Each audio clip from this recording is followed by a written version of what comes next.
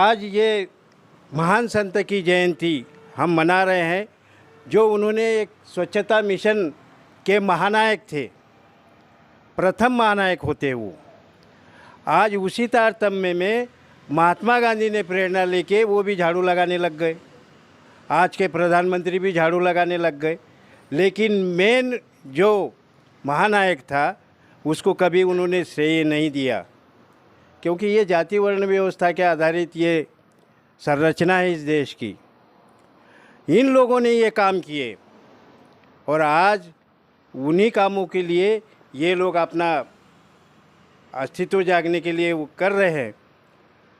गाडगे महाराज 1876 में सेनगांव में जन्मे थे। उस समय अंजनगांव तहसील पड़ता था और अमरावती ज़िले में वो पैदा होने के बाद उनकी शादी हुई और परिवार था उनका। लेकिन 2 बच्चे उनके अकस्मात निधन के कारण उनका मन टूट गया और घर छोड़ के वो चले गए।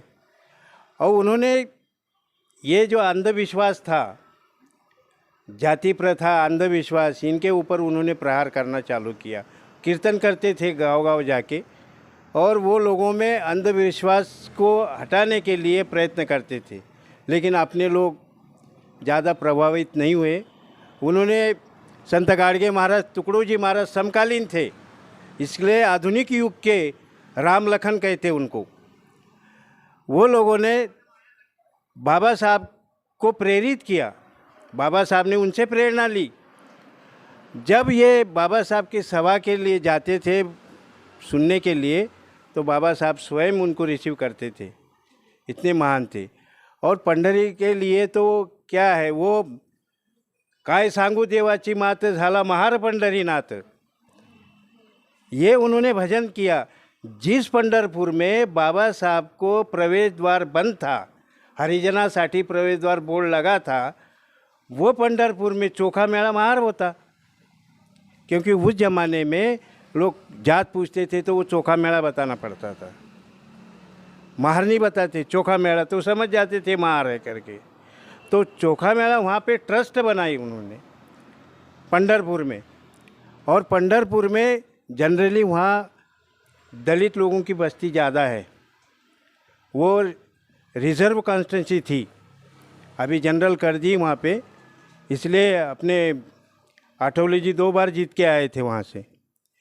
तो कहने का यही है कि हमारे जो संत हैं पुराने, उन्होंने जन जागृति के लिए, छुआछूत मिटाने के लिए हम लोगों के लिए काफ़ी काम किए हैं और उनसे प्रेरणा लेके बाबा साहब ने फिर वो कारवा आगे बढ़ाया। इसी तरह से ऐसे लोगों की जयंती हम मनाते हैं और उनसे कुछ सीखने का हम प्रयास करें। यही 2 शब्द मैं समाप्त करता हूँ और सबको जय भीम।